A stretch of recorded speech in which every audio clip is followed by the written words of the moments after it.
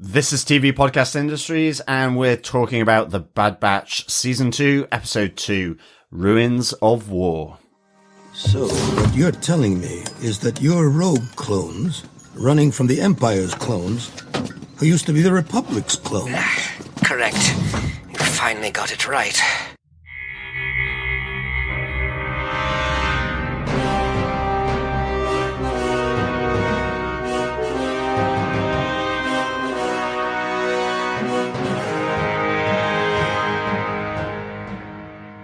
Welcome back, fellow Batchers. This is TV Podcast Industries, and we're looking at The Bad Batch, Episode 2 of Season 2, Ruins of War.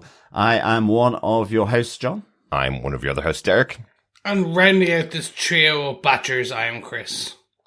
Good stuff. Yes, this is the second part of this two-part opener released on the 4th of January, which we're covering. So this takes off exactly, or should I say plummets to Earth, exactly where we left off for Episode 1, The Spoils of War. Yeah. I think we should probably start to dig into our spoiler-filled discussion of Episode 2, Ruins of War. Absolutely, yeah. Make sure you watch the second episode as well as the first episode, because we're going to be spoiling all of it as we go in. But we would love if you subscribe to the podcast. If you're joining us for Star Wars The Bad Batch for the first time, subscribe to the podcast over on our website at tvpodcastindustries.com, or just search up TV Podcast Industries on any podcast player and you can pick up the podcast there.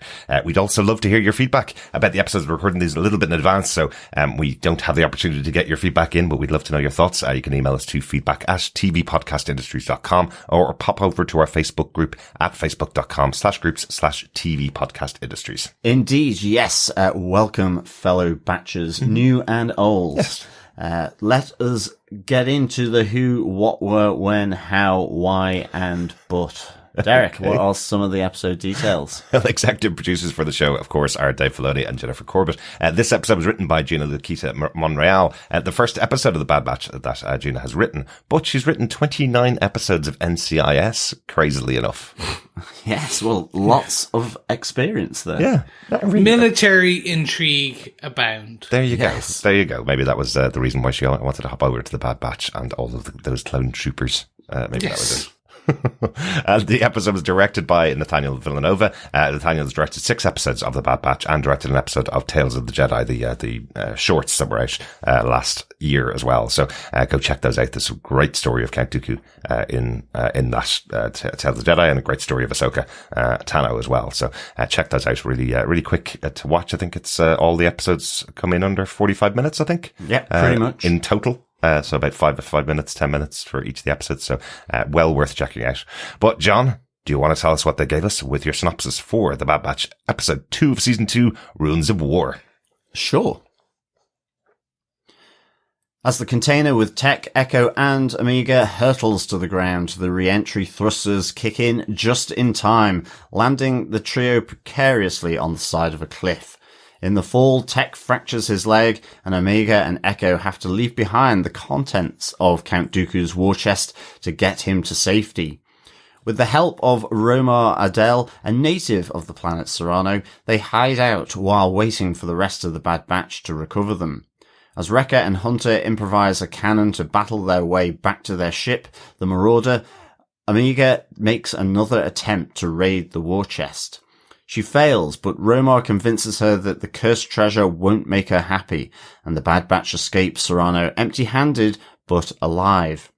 Back on the planet's surface, Vice Admiral Rampart confronts Clone Captain Wilco over his report that Clone Force 99 were behind the attack. To cover his tracks and avoid Grand Moff Tarkin's wrath, Rampart kills the captain and removes all trace of the Bad Batch from the official report to the Empire. Ooh, Rampart's back. He is.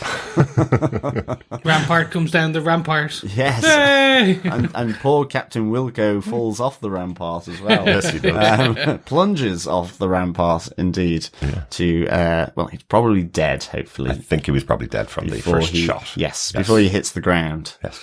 But with the talk of that big spoiler of the end, let us get into our top points. We cover them by blaster point, our top 3 blaster points for each episode. But let us get into blaster point number 1.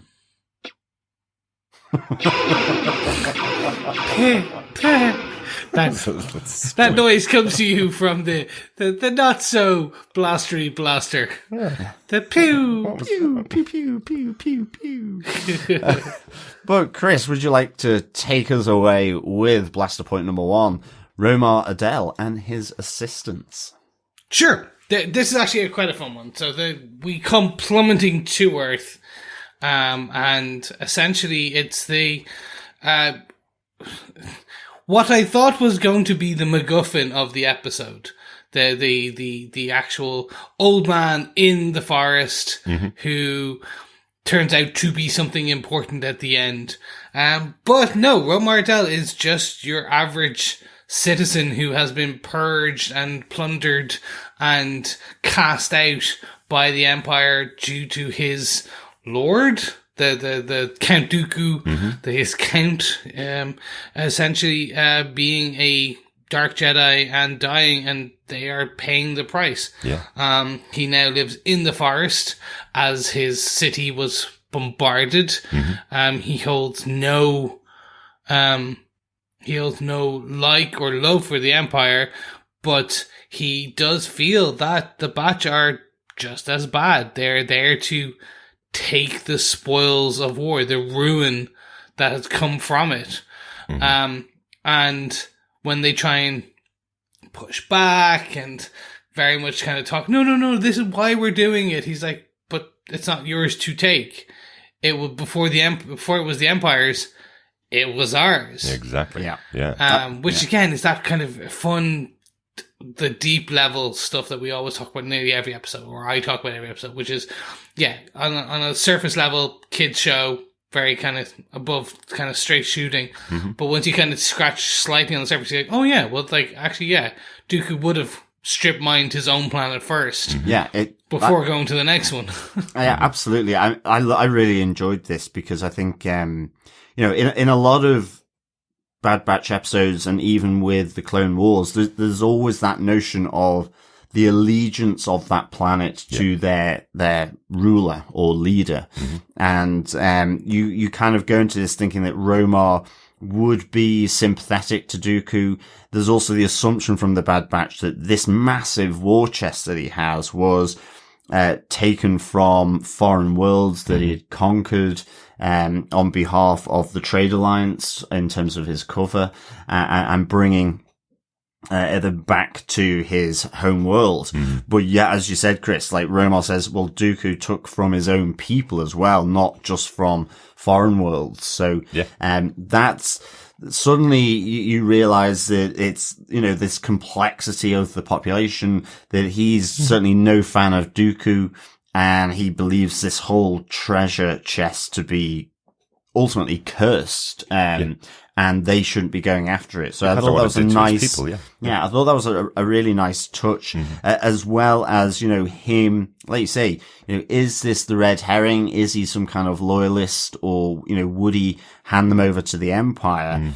We see through this episode, he doesn't. He helps them at every step of the way, even though effectively he doesn't have a choice to shelter them in his home. He's effectively told, you must help us, and he has no choice in the matter. So it kind of makes the best of the situation.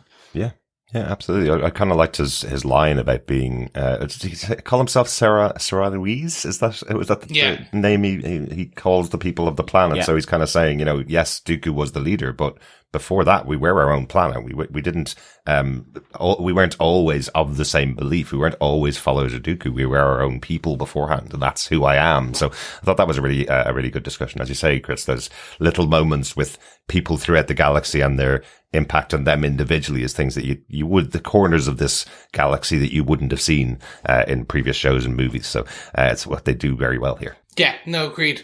I will call out that when he gives Omega essentially kaleidoscope. Yeah. I was like, oh, cool, my holocron, my Jedi thing, nope. It's a kaleidoscope. It's a kaleidoscope. And it's a kaleidoscope that makes her happy. So that's the kind of things she should be chasing after. Not money and riches. She should be chasing after things that make her happy. Yeah, definitely. And thanks, Dad. No, I know that. I also know want there's some a riches. moral lesson in here. I was just going, ooh, cool, shiny Jedi thing. Yeah. But no. Okay. Do you know how many kaleidoscopes I could buy with one of the war chests from Game well, Exactly. yeah, exactly. But that's the other kind of, the moral there from Romar, this idea, and you see this with Echo and Tech in their own disagreements. Tech basically is don't go back to the cargo container because does it really matter? We're just in the same place as we were before. We haven't gotten those riches, but it doesn't make us any worse off than what we were before we went on the mission. Where Echo really is about, we need that stash. He's seeing the Empire getting stronger and stronger, and that this will at least weaken them in some way by not having these resources of Dooku's war chest to be able to use against the people in the galaxy. Yeah. So his view is, we need to help. We need to help others, and it's that, dare I say it, Echo from the first episode there in his conversation with Hunter, or at least it will help fund them to save other people. Yes. We did learn we learned it in Andor. Rebellions cost money, and it takes money to fund a fight back. Yeah. So again, seeing echoes of the first couple of episodes of Andor being echoed here, in that they need money. Like, it's not going to be. They can't. In season 1, we saw them struggle with cost of fuel.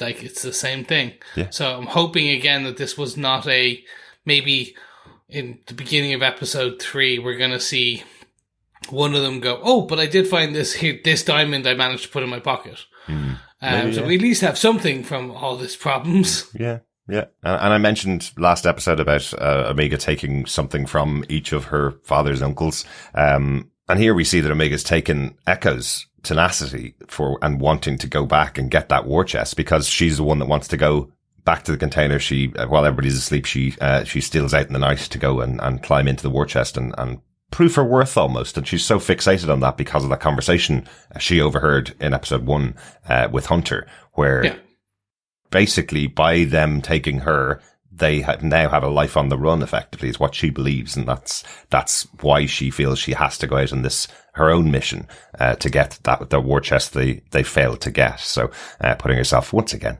a little bit of danger, for Omega. I do love how you kind of politely call it tenacity when I may call it stubbornness. Yes. But Absolutely. it's a polite way to call it. Yeah.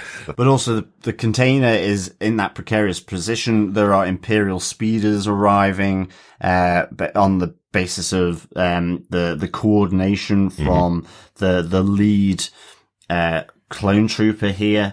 And, even though the container is slipping, that's where you have that resolution with Echo and Omega, where, she's saying, you don't have a normal life because of me. That's why I need to get this. This money, and these jewels and these credits. Whereas Echo suddenly is you have to let the war chest go because this container is slipping and we need to stay alive. But, Echo goes back to Omega and say, I made the right choice and I'd do it all again, saving you, helping you, Absolutely. Yeah. Absolutely. Did anybody else get a little shade of another George Lucas, Steven Spielberg property in this moment with Echo? For some reason, I was really reminded of Indiana Jones: The Last Crusade, the reaching out for the cup of Christ. Oh yes, at the end of that movie, where Sean Connery, his dad, is calling to him, going, "You need to give that up. We have enough riches." Effectively, this may have been your quest, but you need to give it up. There was just that moment when Omega was reaching, going, "I must get this. I must prove myself." And she's being told, "You don't need to. We did what we did. We wouldn't make those. We'd make the same choices again in the future." I thought that was an echo in itself of Indiana Jones. Yeah. No, I mean, I didn't at the time, but now you say it, it makes perfect sense. Yeah. No, I can see where you're pulling from on that. Yeah. Definitely. But any more points for Blaster Point number 1? Nothing really. I was quite surprised that we leave Romar on the planet at the end, because I think at the beginning when we meet him, I thought he was going to be possibly keeping a lot of people in the basement of his house. You know, that he was going to be possibly some kind of future rebel leader or something like that, where some of the other people from Serenno would be living with him, and that's why he needed to get back. But he's living on his own as a survivor on this planet. There's no other people on the planet that we can see, and he still stays there. I thought that we'd end the episode with him coming along with the Bad Batch to a better place, because the planet has been, you know, bombed from decimated. And absolutely decimated. But he says, I'm going to stay, I'm going to live here, you know. Well, this is home. Yeah. I just thought it was an interesting way to end his story. I just thought, you know, he passes on his wisdom and then goes back into the forest again. I am wondering if they're going to start picking up like these types of characters from season 1 and season 2 to start to pull together their rebellion. I kind of hope so, because he brings the art and culture aspect. Yeah. Because that was his whole thing, working on the data cube. I did expect this arc a bit more to be ending with something, a new thread. But this part of it feels very self-contained. Yeah. Like they no longer have the war chests. They no longer have that, and they just escape onto the dark beyond, without a kind of, essentially with nothing to show for their worth, or with their work, I should say. Yeah, mission failed, Bad Batch. Yes, indeed. But shall we move on to Blaster Point 2? Let's do it. Oh, my left shoulder. You're going to get very sick of that by the end of the 60th episode. I might have to pull some other blaster sounds from the world of Star Wars. Yes, you will. We have Blaster Point number 2. On the other side, with the other two, Hunter and Wrecker, as they try to escape from the devastated city below Dooku's citadel. Yeah, we didn't really mention it last episode at all, but I did like them going into Dooku's castle. Thought it was cool having the two of them in there. I loved the joke of them trying to get out in the lift, and the lift doesn't work because it's been shot by one of the troopers, and then and then Wrecker, of course, is going, well, I can get that to work, and bounces up and down in the lift until it releases them effectively. I thought that was great fun. And Wrecker's, you know, he has a couple of sighs as well here because of that. He's again having to deal with his fear of heights as well, both with the plunging lift, but also then as they make their only escape route down into the city from Dooku's palace. So I kind of just like those little nods to his, oh no, here comes the heights again, which was really good. Yeah, it's cool. I enjoyed this. But it did remind me that Wrecker is proper an explosive expert. Yes. Yeah. Like, you do kind of get, you think of him just as the kind of, the muscle, the kind of dumb jock. And then in this very much episode, you're reminded that no, with just a battery and a tank, he's able to build a cannon and an explosive cannon at that. Yeah. And even Hunter looks at him going, wait, hold on, that's not going to work. And he's like, just leave it with me. I got this. Like, this is my area. Yeah. I also liked his little disappointed note, when Hunter goes, have you got anything to blow stuff up? And he's like, no, just smoke bombs. Nothing that will do any damage. I love that delivery as well. Nice to see a few clankers, in there on their, in the tank that Hunter and Wrecker go and salvage from, to create the cannon. That was quite a nice little moment that you're thinking, oh, that would be kind of cool if they go up against a battalion of clone troopers with two tanks. Yeah. That would be awesome. Definitely. But no, the cannon's still pretty damn good, though. Definitely. Yeah, especially as he running with it. Like, that's some cardio. Yes, and I mean, it is the game changer as well, because, I mean, they're pretty pinned down. I mean, I was quite blown away by the lead clone trooper, Captain Wilco. You know, I thought it was like, oh my goodness, he's very methodical here in his approach. You know, he's scanning the comms, realizes that they're split up, sends the other clone troopers on the speeder bikes, has air support coming in, creates that perimeter. I was kind of like going, these are not the clone troopers I remember from the prequels. You know, I mean, it was just seemed to be firepower. You know, it was like... But they are the ones from the Clone Wars, like this, the TV show, that they really did give them their own individual personalities, as we've seen with this clone force. But there are a lot of them that have become leaders, are very good leaders, you know, and that's something that really expanded the whole world of Star Wars when you have these really competent leaders in your armed forces. So it is good to see that with Captain Definitely. Wilco. Like, I was just impressed by Captain Wilco. Absolutely. A lot of his troopers were blown away as well by that cannon. Yeah. Yes, but that is their way out. So that's how they get back to the Marauder to go and save the rest of the Bad Batch. So, but it was a good fun action sequence. Definitely. In the episode. Yeah. Enjoyed it. Exactly. So off they go into the space, back to Sid's, I guess, but empty-handed. Yes. But with many lessons learned. Absolutely. We have one final thing that we need to talk about for this episode. It is blaster point number 3.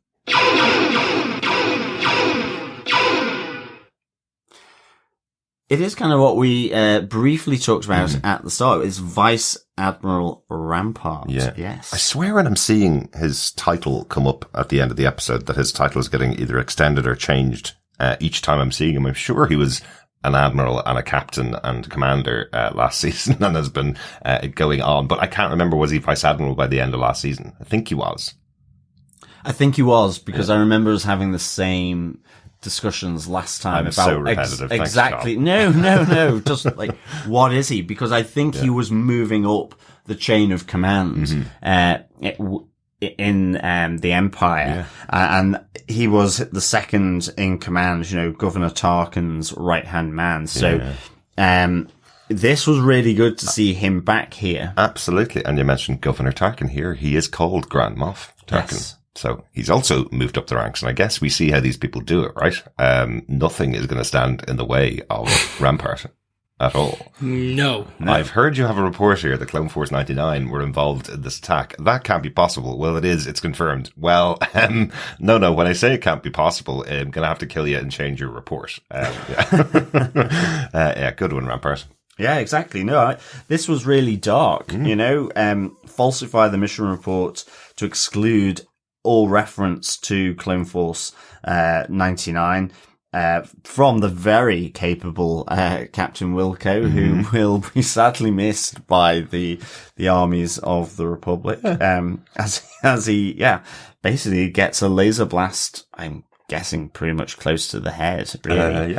Well, he's not going to survive that fall either, though. And then the fall, just to sort of top it off, it does feel like it's overkill in that sense. But nonetheless, it is to preserve Rampart's dirty little secret that he told to Governor Tarkin, or Grand Moff Tarkin, that the Clone Force 99 had perished in the city of Topoka. On Kamino. Yes. Yeah.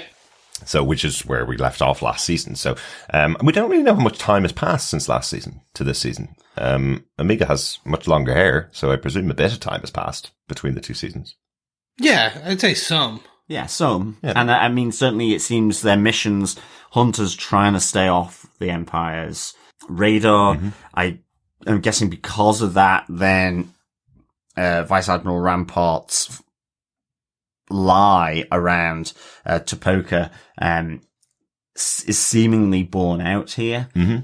So yeah, I mean, this was just, it was really kind of that, the machinations, how you need to get up the ladder in the Empire. It's a cutthroat, dog eats dog world, you know? I'm sure you were going to say dog eat dog world. Yeah, I was.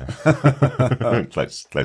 But a good moment and a good scene and a great return for the villain of the show, right? Yeah. Is he going to be the main one, do you think, for this season? He's certainly the one created for the Bad Batch. We never saw him in anything else before. So I kind of like that you would use him as being the big foil for the Bad Batch when you can't bring in Grand Moff Tarkin, or when you can't bring in other characters that may be being used by other shows. Yeah. Would be probably the way I'd think about it. Yeah, I think so. Yeah, I suppose it makes sense. It's just how far can they bring him up within the Empire, within the kind of the important class. So like, will he become a Moff himself? Well, that's it. Like a junior Moff Tarkin. A junior Moff. Ultimately, I guess, given his association with Tarkin, it's whether he's the on the Death Star. Yeah. Maybe he was lucky enough not to be there because he was chasing the Bad Batch. Maybe. God, yeah, that would be actually interesting. Yeah. It'd be cool. Anyway, but we good to see him back. Good to see him as the one of the main foil. And good to see where they go. Yeah, absolutely. Yes. And we will once again be seeing the Emperor later this season. That's no spoilers, really. We did see him for a speech last season, but we know we're seeing the Emperor later this season as well. So going to be looking forward to that. Definitely. Yes. Good stuff overall, guys. Any other notes about the episode first? Sorry. Not from me. Nope. Nothing. Only other one for me was just the description of the Bad Batch. I really liked it. In the discussion with Romar, where they finally land on, so you're rogue clones running from Empire clones that used to be Republic clones. This is the final description of who the Bad Batch are. So, yes, I like that. Yeah. Good one. Well, guys, any final thoughts then? Derek, for episode 2, Ruins of War.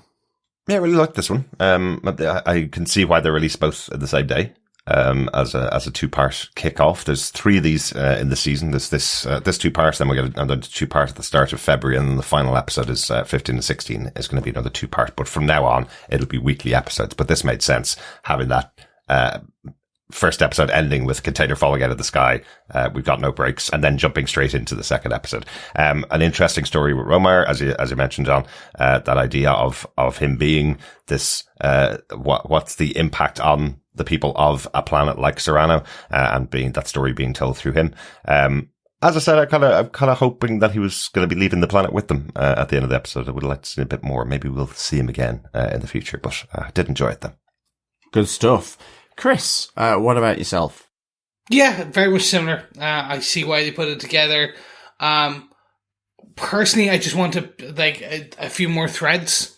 Kind of like, I felt this should have been a bit more set up for the beginning of the season. Kind of like just outside of Rampart, just because now they just basically set the pieces on the board. Just remind you versus kind of set the pieces and give us a teaser or a piece of intrigue of kind of like, oh, and this might be coming down the line. Instead, we just very much just got, this is a new character, this is a new character, this character's back, this character, these are where your main characters are. And I'm like, that's fine. If, again, for what it is, it was just, I would have hoped for a more, just a bit more of a teaser, or kind of a taster of what might come. But other than that, wholly enjoyable, and looking forward to next week to see more of season 2. Absolutely. Yeah, and for me, I'd give this 3.5 whacked Wilcos out of 5. I thought this was really good. I liked the follow-on from the first episode. Loved the whole thing with Ramparts, really sort of dark and secretive at the end. I thought Romar was really good, just that foil for the episode as the Bad Batch and Omega make their way through escaping their predicament and their situation. So really, really enjoyed this. Give it 3.5 whacked Wilcos out of 5. I was just thinking as well, actually, because he's called Captain Wilco, wasn't there a TV show with a Captain Wilco? Black and white, really old. It was kind of in the army. I think it was US. It was a US kind of TV show. But Bilko. That's it. Captain Bilko. Wilco. That's his cousin. Yeah, okay. It's usually Roger Wilco is That's the call out. But yes, that's interesting. That was it. Bilko. If he was Captain Bilko, he'd probably have walked off the cliff by mistake himself. That's it. My references all over the shop. It's very old, John. It's very old. So it's okay. It's okay. Good stuff. Thanks so much for joining us, fellow Batchers.